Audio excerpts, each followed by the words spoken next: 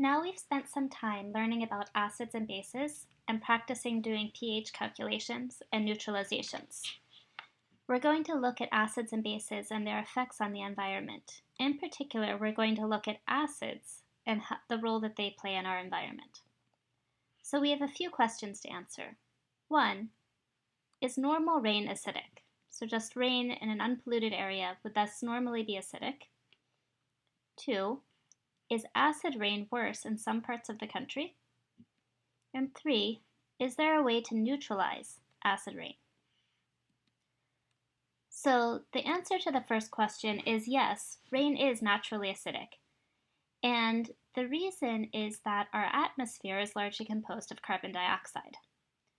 When carbon dioxide dissolves in water, it produces carbonic acid.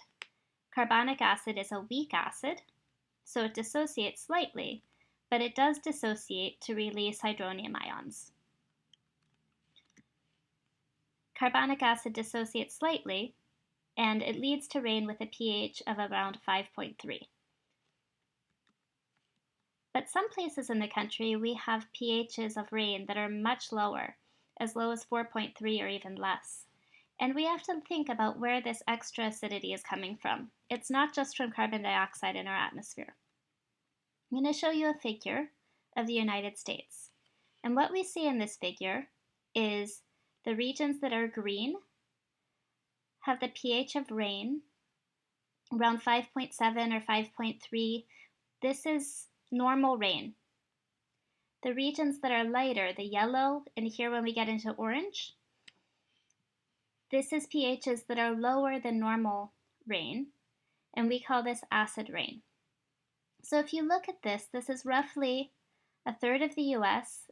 It's in the east and the northeast. We need to think about what we know about that region of the United States. So what do we know about the northeast?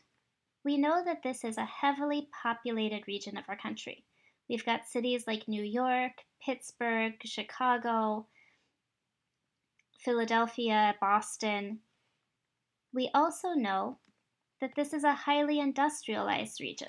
So this is where the steel industry thrived. This is now often called the Rust Belt with Cleveland and Pittsburgh. But there's a lot of industries that have developed in this region. So this extra acidity must be originating somewhere in this heavily industrialized part of the country. So this region of the country is heavily populated and highly industrialized. And we think that this may have something to do with why we have acid rain in that region of the country. Where is this extra acidity coming from? Think about what it means to be heavily populated. Now we have a lot of people, and people drive cars. We also have a lot of people with demands for electricity. In addition to that, we have these industries with high demands for electricity. And in the US, most of this electricity comes from coal-fired power plants. These two things are going to be the sources of where we're getting our extra acidity, how we're producing acid rain. So let's think back to Unit 2, Chapter 1 in our textbook, and what happens in a typical car combustion reaction. So remember, we have our inputs. We have gasoline and oxygen yield CO2 and water, and this is when everything is going well. But there were also some pollutants that we talked about. And one of the things that we discussed is that combustion engines generate a lot of heat. So our normal atmospheric gases of nitrogen and oxygen are typically not very reactive. But when there's a lot of heat, then our nitrogen and oxygen can combine to form nitrogen monoxide.